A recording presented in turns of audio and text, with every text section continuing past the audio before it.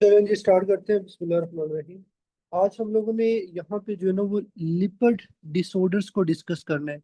लेकिन lipid disorders को discuss करने से पहले हम लोग कुछ बेसिक जो है ना वो चीज़ें कवर करेंगे ताकि आप लोगों को जितने भी ये डिसऑर्डर्स हैं वो समझ आ जाए। लिपिड डिसऑर्डर्स का मतलब यही है कि आपकी बॉडी के अंदर जब भी लिपिड से रिलेटेड कोई मसला बनेगा तो आपकी बॉडी के अंदर ये कंडीशन डेवलप होगी। अब यहाँ पे कुछ इंपॉर्टेंट लिपिड्स के बारे में आपको पता होना चाहिए। सबसे पहले आपके पास एलडीएल क्या होता है, कुछ यहाँ पे मैं लिपिड की फॉर्म्स लिखूंगा। सेकंड हमारे पास होता है एचडीएल। ठीक है, एक एलडीएल है, एक एचडीएल है। और थर्ड नंबर पे हमारे पास होता है ट्राइग्लिसराइड। ठीक है, ये आप लोगों ने याद रखने। फिर इसी तरह आपके पास फोर्थ नंबर पे आता है वीएलडीएल। ये जितनी भी यहाँ पे मैंने टाइप्स लिखी हैं, ये बेसिकली आपके पास लिपिड की जो है ना वो टाइप्स आती हैं, एलडीएल, एचडीएल, ट्राइग्लिसराइड या वीएलडीएल। सबसे पहले आपको ये पता होना चाहिए इन सब में से सबसे अच्छा लिपिड कौन सा है जो हमारी बॉडी के लिए बिल्कुल ठीक है। वो आपका आएगा एचडीएल। तो ये जो आपके पास एचडीएल है, ये आपकी बॉडी के लिए बिल्कुल परफेक्ट है। आगे हम रीजन भी पढ़ेंगे कि ये क्यों परफेक्ट है।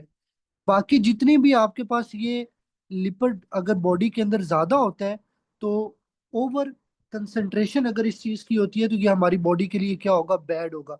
वैसे हमारी बॉडी के लिए जो है ना वो लिपिड जरूरी होता है। आपका ये जो टेस्टोस्टेरोन बनता है ये आपके लिपिड से बनता है।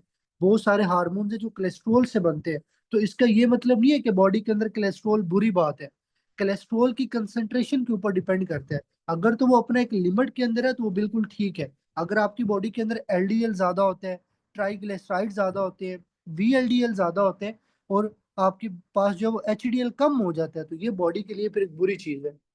तो ये तो पहले आप लोगों को जो है ना वो कंसेप्ट पता होना चाहिए कि ये चीजें क्या होती हैं। अच्छा, अब यहाँ पे हम बात करते हैं कि हमारी बॉडी के अंदर स्पेशली ये जो एलडीएल है, एचडीएल है, ये ट्राइग्लिसराइड है, इनका मेजर फंक्शन क्या होता है। ठीक है, ये बेसिकली ये जो एलडीएल, एचडीएल, ये ट्राइग्लिसराइड्स हैं, ये आपके लाइपोप्रोटीन के अंदर आती है। लाइपोप्रोटीन का मतलब क्या है कि वो चीज जो आपकी बॉडी के अंदर प्रोटीन, कोलेस्ट्रॉल, ट्राइग्लिसराइड या फास्फोलिपिड से बनी होती है, वो बेसिकली आपके पास लाइपोप्रोटीन कहलाती है। तो अगर आपसे पूछा जाए what is the definition of lipoprotein, तो आपने क्या बताना है।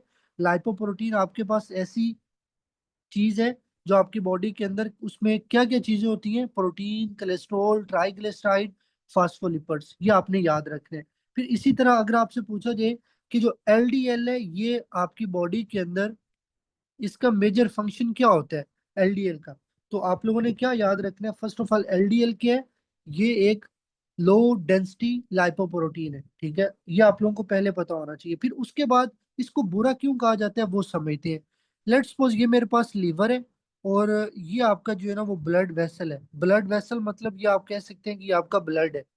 अब नॉर्मली अगर आपके ब्लड के अंदर यहाँ पे आपका एलडीएल का लेवल ज्यादा होगा तो ये आपकी ब्लड वेसल के अंदर किस चीज को प्रमोट करेगा, अथीरोस्क्लेरोसिस को प्रमोट करेगा।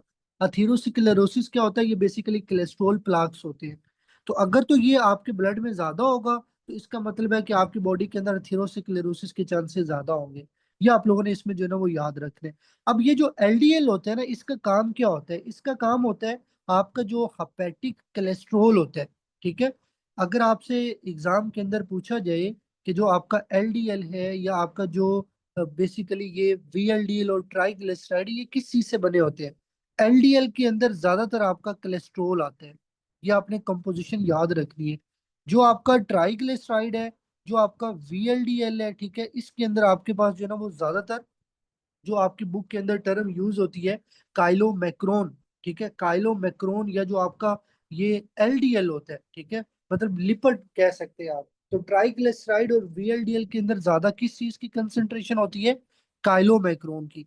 एलडीएल के अंदर ज्यादा किस चीज की कंसंट्रेशन होती है, कोलेस्ट्रॉल की। तो ये जो आपके पास एलडीएल है ये क्या करता है, ये बेसिकली आपका जो लिवर के अंदर कोलेस्ट्रॉल होता है ना उसको डिलीवर करेगा पेरिफेरल टिश्यू की तरफ। पेरिफेरल टिश्यू का मतलब क्या है कि आपका जो स्पेशली जो है ना वो पेरिफेरल टिश्यूज है, जिस तरह आप कह सकते हैं एडिपोज टिश्यू है, ठीक है, फिर उसके बाद आपका मसल आ सकते हैं। तो ये इसका फंक्शन है, ये आप लोगों ने याद रखना है। What is the function of LDL, it delivers hepatic cholesterol to peripheral tissues, ये आपने याद रखना है, ये आपको पता होना चाहिए।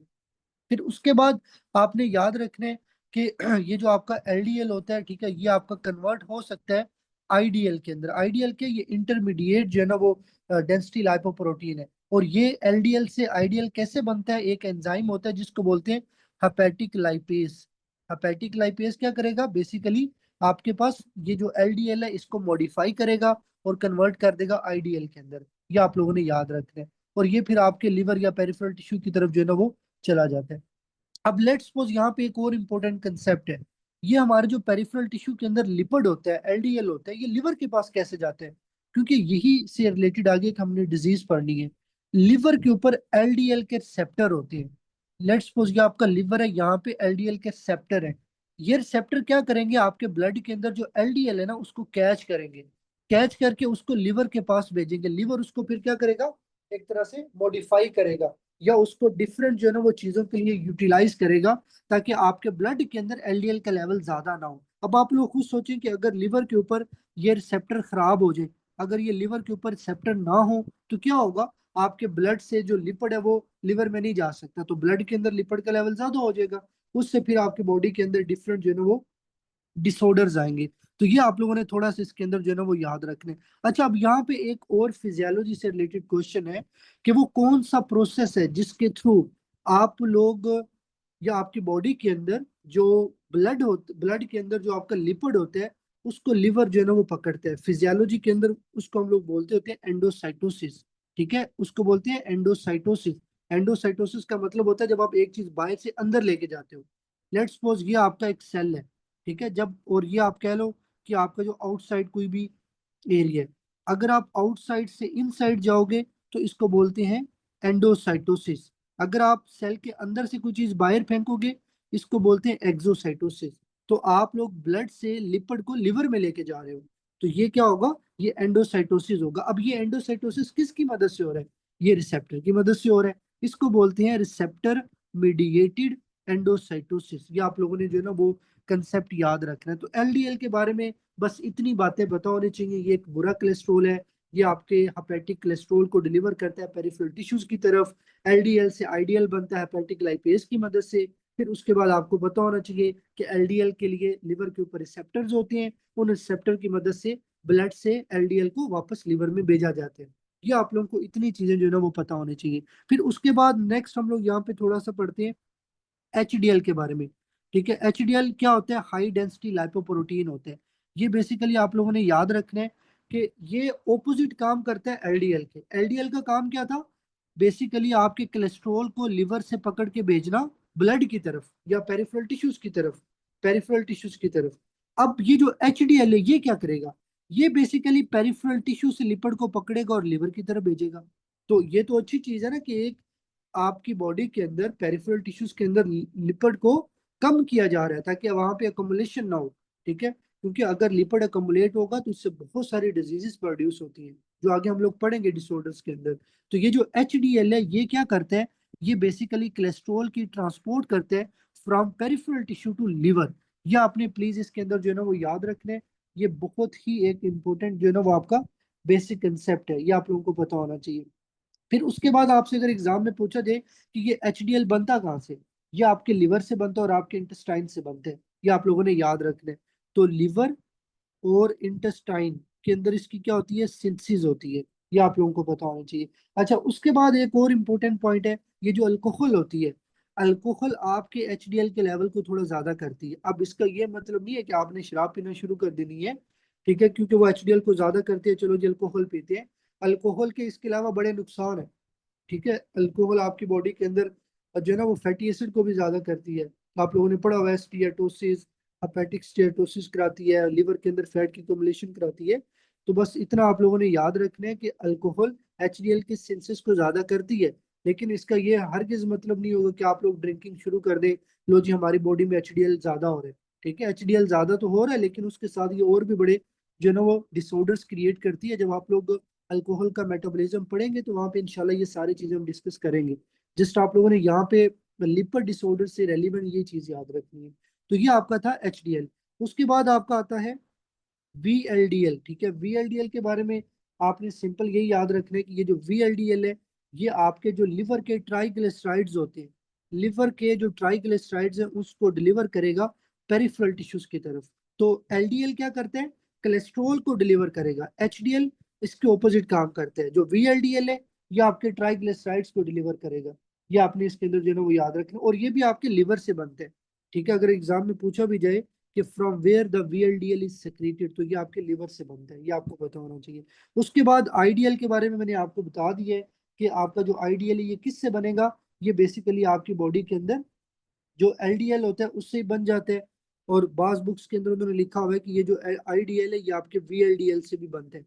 मतलब आपका जो एलडीएल है, ये जो वीएलडीएल है, इसकी डिग्रेडेशन से आपका इंटर जो आपके पास इंटरमीडिएट या इंटरडेंसिटी लाइपोप्रोटीन आता है वो बनेगा। ये आप लोगों ने कुछ बेसिक जो है ना वो चीजें याद रखनी है। ये आप लोगों का बहुत ही सिंपल कंसेप्ट, अगर ये चीजें नहीं पता तो फिर आगे जो है ना वो टॉपिक समझ नहीं आएगा।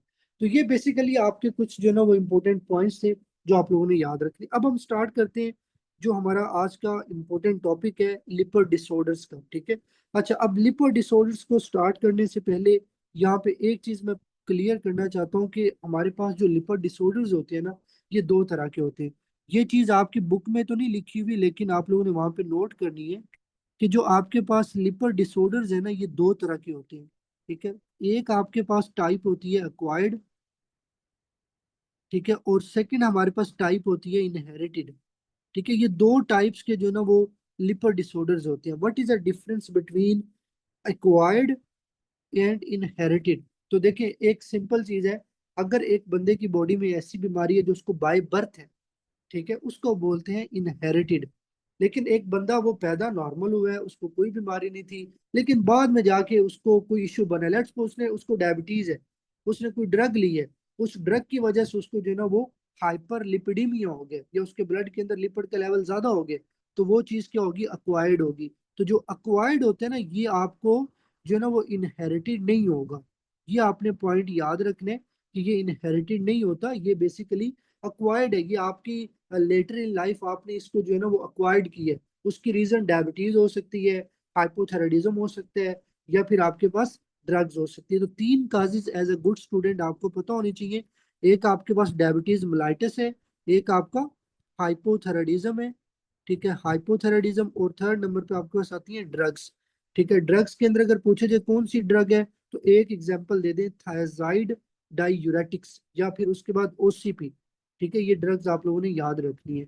यहाँ पे आपकी जो बायोकेमिस्ट्री है, बायोकेमिस्ट्री के अंदर उसने सिर्फ डिस्कस किया हुआ है इनहेरिटेड को, लेकिन हमने दोनों को पढ़ना है, क्योंकि एग्जाम के अंदर कोई पता नहीं है वो आपसे किस चीज से क्वेश्चन पूछ ले। तो सबसे पहले हम लोग यहाँ पे पढ़ेंगे इनहेरिटेड टाइप्स को। ठीक है, जो आपके पास इनहेरिटेड जो है ना वो लिपर डिसऑर्डर्स है। अच्छा, अब यहाँ पे दो टर्म्स है। एक टर्म है हाइपर लिपिडीमिया, LIPIDEMI है, हाइपर लिपिडीमिया। इसके रेलिवेंट एक और टर्म है डिसलिपिडीमिया। ठीक है, डिसलिपिडीमिया। इन दोनों में क्या डिफरेंस है, जस्ट प्रोनाउंसिएशन का डिफरेंस है। बाकी दोनों का मतलब यही है कि आपके ब्लड के अंदर कोलेस्ट्रॉल का लेवल बढ़ गया है, आपके ब्लड के अंदर ट्राइग्लिसराइड या एलडीएल का लेवल बढ़ गया है। ठीक है, उसको हम लोग हाइपरलिपिडीमिया या डिसलिपिडीमिया बोलते हैं। तो ये नहीं कंफ्यूज होना कि कहीं मैं हाइपरलिपिडीमिया बोल रहा हूँ, कहीं मैं डिसलिपिडीमिया बोल रहा हूँ, दोनों का मतलब क्या है आपके पास सेम है। तो सबसे पहले हम स्टार्ट करते हैं जी इनहेरिटेड लिपर डिसऑर्डर्स, या आप इसको बोल सकते हैं फेमिलियल डिसलिपिडेमिया। फेमिलियल का मतलब यही होता है कि जो आपकी फैमिली से आपको मिला है या आपको जो इनहेरिटेड है, तो इसको फेमिलियल डिसलिपिडेमिया भी बोलते हैं। ठीक है, फेमिलियल डिसलिपिडेमिया। अब हम यहाँ पे पहले पढ़ेंगे कि इसकी टोटल कितनी टाइप्स हैं। ये जो इनहेरिटेड लिपर डिसऑर्डर्स है, ये टोटल आपके पास इसकी टाइप्स कितनी है, टोटल ये 4 टाइप्स के होते हैं, टाइप 1, टाइप 2, टाइप 3, टाइप 4।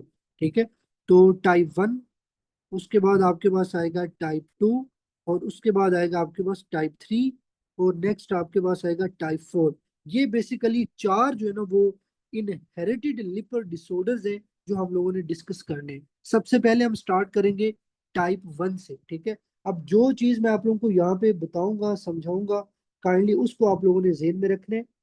ठीक है, सबसे पहली बात आपने क्या याद रखनी है, जो एमसीक्यूज आते हैं, what is the genetic inheritance pattern of type 1 familial dyslipidaemia. ठीक है, तो आप लोगों ने किस चीज को पिक करना है, ऑटोसोमल रिसेसिव। ठीक है, ये ऑटोसोमल रिसेसिव डिसऑर्डर है, ये ऑटोसोमल डोमिनेंट नहीं है। ये आपने पहला पॉइंट याद रखना है। अच्छा जी, उसके बाद अब हम इसकी थोड़ी सी पैथोफिजियोलॉजी को समझते हैं, क्योंकि आपसे एग्जाम में जो है ना वो डायग्नोसिस या पैथोफिजियोलॉजी का भी पूछा जाता है। बस इतना नहीं पता होना चाहिए कि टाइप 1 कोई डिसऑर्डर भी है, लेकिन आपको पूरी डिटेल पता होनी चाहिए कि ये होता क्या है। तो लेट्स सपोज ये आपका जो है ना वो ब्लड है, ठीक है, ये आपका ब्लड है। और उसके बाद लेट्स सपोज ये आपके पास यहाँ पे काइलोमैक्रोन है, ठीक है, दिस इज दी काइलोमैक्रोन। अब ये जो आपके पास काइलोमैक्रोन है ना, काइलोमैक्रोन को हमारी बॉडी के अंदर जो है ना वो ये समझ लें कि डिग्रेड कर दिया जाता है, तोड़ दिया जाता है किसके अंदर, एलडीएल के अंदर, या फिर आपकी बॉडी के अंदर जो ट्राइग्लिसराइड होते हैं। आप लोग सिंपल याद रखें कि ये जो काइलोमैक्रोन है ना, इसको आपने कन्वर्ट कर देना है ट्राइग्लिसराइड के अंदर। किसकी मदद से? एक एंजाइम होता है उसको बोलते हैं लाइपोप्रोटीन लाइपेज, एलपीएल। ये एंजाइम आपके ब्लड में होता है, आपके जो ब्लड वेसल के एंडोथेलियल सेल है ना, वहां पे ये प्रेजेंट होता है लाइपोप्रोटीन लाइपेज। ये एंजाइम क्या करता है, ये आपके काइलोमैक्रोन को डिग्रेड करके ट्राइग्लिसराइड में कन्वर्ट करेगा। ये ट्राइग्लिसराइड फिर आपके पेरिफेरल टिश्यूज के पास चला जाएगा और यूटिलाइज हो जाएगा। इससे फिर आपके ब्लड के अंदर काइलोमैक्रोन का लेवल ज्यादा नहीं होगा। दिस इज दी नॉर्मल, ये नॉर्मल चीज मैंने आपको बताई है, एक जो आपकी कह लो कि बॉडी के अंदर या मेरी बॉडी के अंदर ये नॉर्मल प्रोसेस हो रहा है। लेकिन अब जाहिर बात है कुछ ऐसे पेशेंट्स भी होते हैं जिनकी बॉडी के अंदर ये डिजीज डेवलप होती है। कुछ लोग ऐसे होते हैं उनकी बॉडी के अंदर ये लाइपोप्रोटीन लाइपेज एंजाइम जो है ना वो डिफेक्टिव होते हैं। अब आप खुद सोचिए कि अगर ये एंजाइम डिफेक्टिव है तो क्या होगा, काइलोमैक्रोन आपका कन्वर्ट नहीं होगा ट्राइग्लिसराइड के अंदर।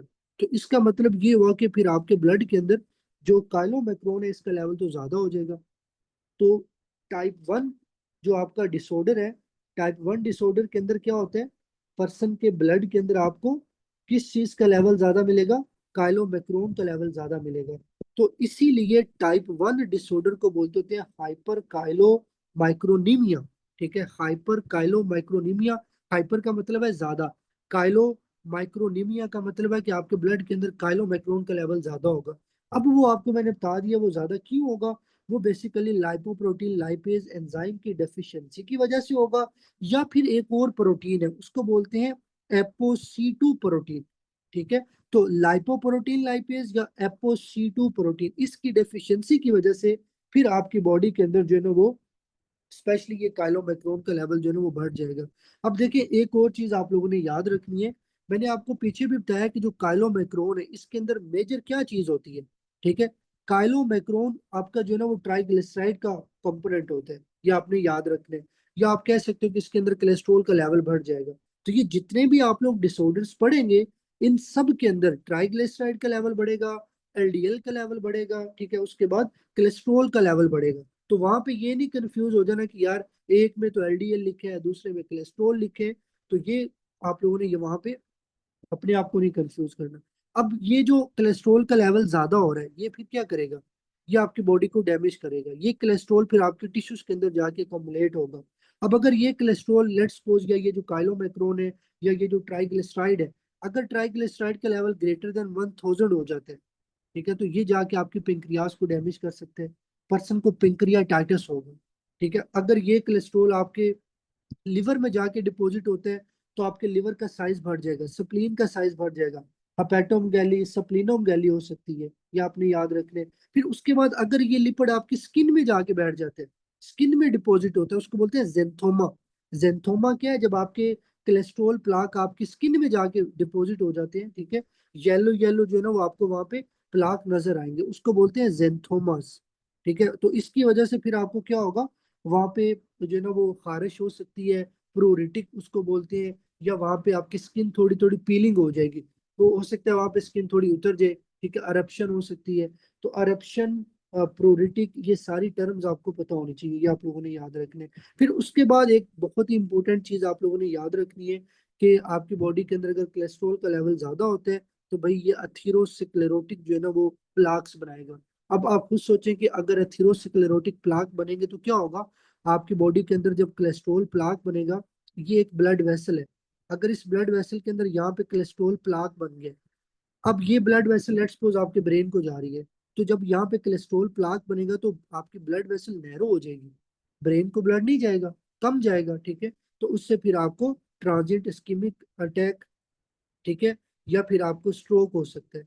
ये आप लोगों ने याद रखना है। फिर अगर यही लेट्स सपोज क्रोनरी आर्टरी है, आपके हार्ट की तरफ जा रही है, तो आपको एमआई हो सकते हैं, ठीक है, मायोकार्डियल इंफार्क्शन हो सकती है। अगर यही आर्टरी आपकी लिम्स की तरफ जा रही है, ठीक है, आपकी लोअर लेग को दे रही है, लोअर लिम्ब को दे रही है, तो आपको पेरिफेरल आर्टरी डिजीज हो सकती है। तो ये सारी जो है ना वो क्लिनिकल फाइंडिंग्स आप लोगों ने याद रखनी है।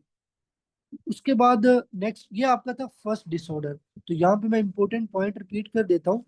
सबसे पहला एमसीक्यूज क्या है, टाइप 1 डिसऑर्डर एक ऑटोसोमल रिसेसिव जो है ना वो डिजीज है। सेकंड एमसीक्यूज क्या है, इसके अंदर आपके पास कौन सी एंजाइम का, ये इसके अंदर किस चीज का डिफेक्ट होता है, लाइपोप्रोटीन लाइपेज या एपोसी2 डेफिशिएंसी होती है। थर्ड आप लोगों ने क्या याद रखना है, ब्लड के अंदर किस चीज का लेवल ज्यादा होगा, कोलेस्ट्रॉल, ट्राइग्लिसराइड या काइलोमेक्रोन। फिर उसके बाद क्लिनिकल पिक्चर क्या है, पर्सन को पेंक्रियाटाइटिस, हेपेटोमगैली, स्प्लीनोमगैली, जेंथोमास, ठीक है, उसके बाद अथेरोस्क्लेरोटिक कॉम्प्लिकेशंस आएंगी। ये चार चीजें आप लोगों ने याद रखनी है। मतलब कोई भी हम लोग लिपर डिसऑर्डर पढ़ेंगे उसमें ये चार चीजें पता होनी चाहिए। पहले आपका डिफेक्ट कहाँ पे है, सेकंड आपको पता होना चाहिए ब्लड के अंदर किस चीज का लेवल ज्यादा होगा, और थर्ड नंबर पे आपको पता होना चाहिए क्लिनिकल पिक्चर के, ठीक है, ये आपको पता होना चाहिए। और उसके बाद फिर आपको इनहेरिटेंस पैटर्न पता होना चाहिए। तो कोई भी लिपर डिसऑर्डर पढ़ना है, ये चार चीजें आपको पता होनी चाहिए। अब हम यहाँ पे स्टार्ट करेंगे आपका जो सेकंड है, ठीक है, जिसको टाइप 2 डिसऑर्डर बोलते हैं, या उसका दूसरा नाम है हाइपर कोलेस्ट्रोलीमिया, ठीक है। टाइप 1 को हाइपर काइलोमेक्रोनीमिया बोलते हैं। जो टाइप 2 है, टाइप 2 को क्या बोलेंगे, हाइपर कोलेस्ट्रोलीमिया। तो अब हम बारी बारी अगेन ये चार चीजों के साथ जो है ना वो टाइप 2 डिसऑर्डर को पढ़ते हैं। सबसे पहला एमसीक्यूज क्या याद रखने, जो हाइपर कोलेस्ट्रोलीमिया या टाइप 2 डिसऑर्डर है, इसका इनहेरिटेंस पैटर्न क्या है, ऑटोसोमल डोमिनेंट। ये आपने प्लीज पहले याद रखना है। अच्छा, अब हम बात करते हैं कि जो टाइप 2 डिसऑर्डर है इसमें क्या मसला होता है। मैंने आपको पीछे एक चीज पढ़ाई थी कि हमारा जो लिवर है, हमारे लिवर के ऊपर एलडीएल रिसेप्टर होते हैं। वो रिसेप्टर क्या करते हैं, आपके जो पेरिफेरल टिश्यूज है उससे एलडीएल को पकड़ के लिवर को देते हैं, जिससे आपके पेरिफेरल टिश्यू के अंदर एलडीएल का लेवल कम होता है। लेकिन ये जो टाइप 2 डिसऑर्डर है ना, ये आपको इसलिए होता है कि आपके एलडीएल रिसेप्टर का मसला होता है। ये आपने याद रखना है। या फिर एक प्रोटीन है उसको बोलते हैं एपो बी 100 प्रोटीन, ठीक है, एपो बी 100 प्रोटीन। इन दोनों में से अगर किसी का भी डिफेक्ट होता है ना, तो आपके लिवर के ऊपर ये जो रिसेप्टर्स है ना ये काम नहीं करेंगे। अब आप खुद सोच लें कि अगर ये रिसेप्टर काम नहीं करते तो क्या होगा, फिर आपके पेरिफेरल टिश्यूज के अंदर कोलेस्ट्रॉल का लेवल तो फिर बढ़ जाएगा, ठीक है, उसमें फिर आपका एलडीएल का लेवल, कोलेस्ट्रॉल का लेवल या वीएलडीएल का लेवल ज्यादा हो जाएगा। इसके अंदर ज्यादा लेवल होता है एलडीएल का, और एलडीएल के अंदर आपको पता है कोलेस्ट्रॉल ज्यादा होता है। जो अब टाइप 1 था ना काइलोमैक्रोन वाला, काइलोमैक्रोन के अंदर ज्यादा ट्राइग्लिसराइड का लेवल बढ़ेगा, तो इसीलिए उसको हाइपर काइलोमैक्रोनीमिया बोलते हैं। इसमें कोलेस्ट्रॉल का लेवल ज्यादा होता है, डेट्स इसको हाइपर कोलेस्ट्रोलीमिया बोलते हैं। तो भाई ये चीजें आप लोगों ने इसके अंदर जो है ना वो याद रखनी। अब आप खुद सोचें कि अगर कोलेस्ट्रॉल का लेवल बढ़ जाता है तो क्या होगा, अगेन सारी कॉम्प्लिकेशन वही, पर्सन को आपके पास अथेरोस्क्लेरोटिक जो है ना वो प्लाक बनेंगे, अथेरोस्क्लेरोटिक प्लाक की वजह से बंदे को एमआई होगा। मतलब एग्जाम में एमसीक्यू जाएगा, एक पर्सन है उसको 15 साल 16 साल या 20 साल से पहले पहले एमआई हो गया। अब सोचने वाली बात है कि 20 साल से पहले एमआई कैसे होगा। ये इन लोगों को होगा क्योंकि इन लोगों की बॉडी के अंदर ये बाय बर्थ मसला चला आ रहा है। 16 17 साल हो गए, कोलेस्ट्रॉल इकट्ठा हो जाएगा, उसकी वजह से फिर आपको एमआई हो सकते हैं। फिर उसके बाद आपकी ये टेंडन्स को डैमेज करेगा, आपका जो इचलीस टेंडन है वो डैमेज हो सकते हैं, आपका जो जेंथोमस प्लाक बन सकते हैं। ये कोलेस्ट्रॉल आपके कोर्निया में जाके डिपॉजिट हो सकते हैं, उसको बोलते हैं कॉर्नियल आर्कस। ये प्लीज आपने याद रखने हैं। तो कॉर्नियल आर्कस, उसके बाद जेंथोमस, अथेरोस्क्लेरोटिक कॉम्प्लिकेशंस, ये सारा कुछ आप लोगों ने याद रखना है। अच्छा, अब यहाँ पे ना एक और इम्पोर्टेंट कंसेप्ट है जो कि आपको पता होना चाहिए। बेसिकली ये जो आपके पास टाइप 2 डिसऑर्डर है ना, ये दो तरह का होता है, ठीक है। इसकी आप कह सकते हैं कि दो टाइप्स हैं, एक 2A है और एक 2B है। 2A और 2B में डिफरेंस क्या है ये आपने समझना है, ठीक है। अगर ये समझ आ गया तो समझे कि आपको टॉपिक जो है ना वो ईजी हो जाएगा। नॉर्मली हमारी बॉडी के अंदर दो जीन्स होती हैं। आपको पता है कि अगर आपका एक क्रोमोसोम है ना तो उसकी मतलब कॉपी है हमारी बॉडी के अंदर, क्रोमोसोम 1 दो है, क्रोमोसोम 2 दो है।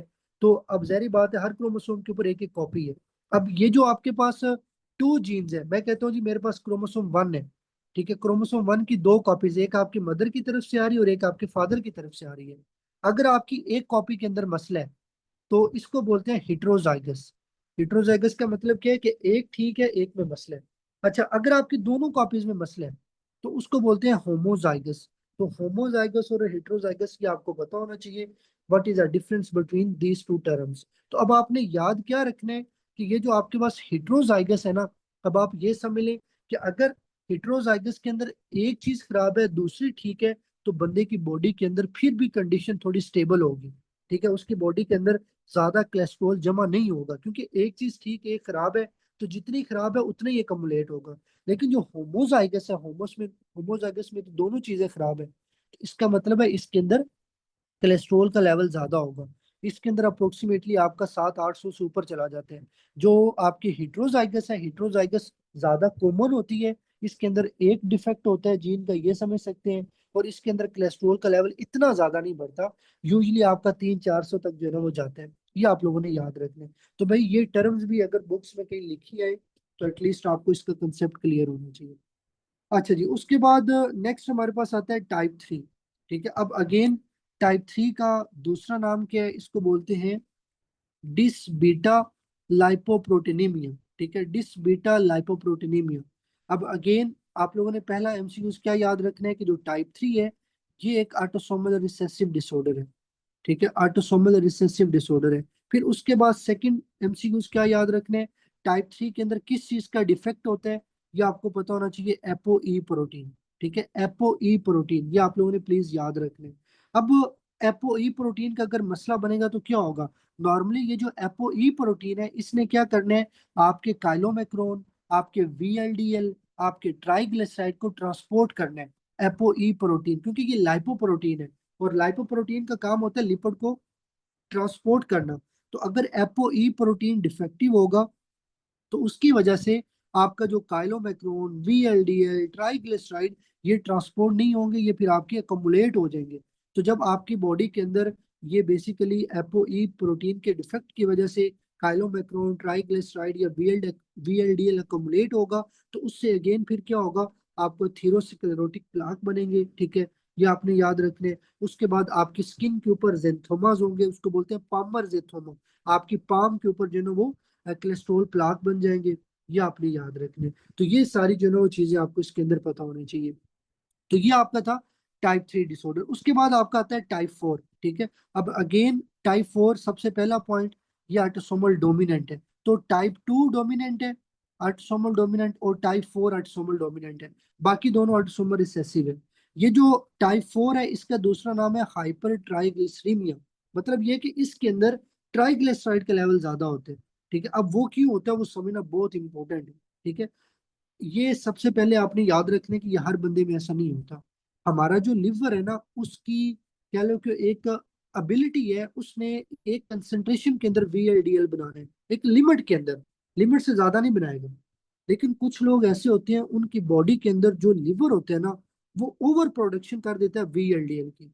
और मैंने पीछे भी बताया वीएलडीएल के अंदर ज्यादातर आपके ट्राइग्लिसराइड्स कंपोज्ड होते हैं। ठीक है, तो अगर आपका लिवर ओवर प्रोड्यूस करे वीएलडीएल को तो ट्राइग्लिसराइड ज्यादा होंगे। ट्राइग्लिसराइड जब ब्लड में ज्यादा होंगे तो उसको क्या बोलेंगे, हाइपर ट्राइग्लिसरीमिया। ठीक है, तो इसका मतलब है कि इसके अंदर पर्सन की बॉडी में वीएलडीएल का लेवल ज्यादा होगा और ट्राइग्लिसराइड का लेवल ज्यादा होगा। बाकी सारी स्टोरी वही है। भाई अगर ट्राइग्लिसराइड का लेवल 1000 से ज्यादा होगा, पेंक्रियाटाइटिस होगा, ये आपने याद रखने। फिर उसके बाद आपको अगर ट्राइग्लिसराइड या वीएलडीएल का लेवल ज्यादा होते हैं तो आपकी बॉडी के अंदर जो टाइप 2 डायबिटीज है वो हो सकती है। क्योंकि आपको पता है टाइप 2 डायबिटीज उन्हीं लोगों को होती है जो मोटे होते हैं, जिनमें फैट ज्यादा होते हैं।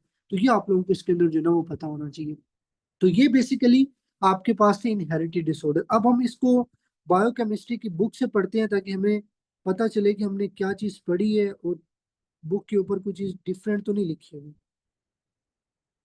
सबसे पहले हर बच्चे ने जो एडिशन यूज करना है वो 2025 करने हैं, पुराना एडिशन यूज नहीं करना है। ठीक है, जब भी मार्केट के अंदर एडिशन न्यू आए तो काइंडली आप वो न्यू एडिशन यूज किया करें।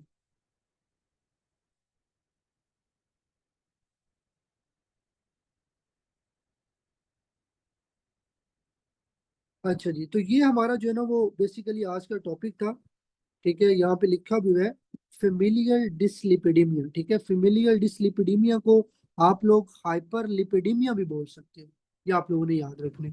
अच्छा जी, सबसे पहले यहाँ पे लिखा हुआ है टाइप 1 हाइपर काइलोमैक्रोनीमिया। ठीक है, अब अगेन सबसे पहले इसका इनहेरिटेंस पैटर्न क्या बताया था, ऑटोसोमल रिसेसिव।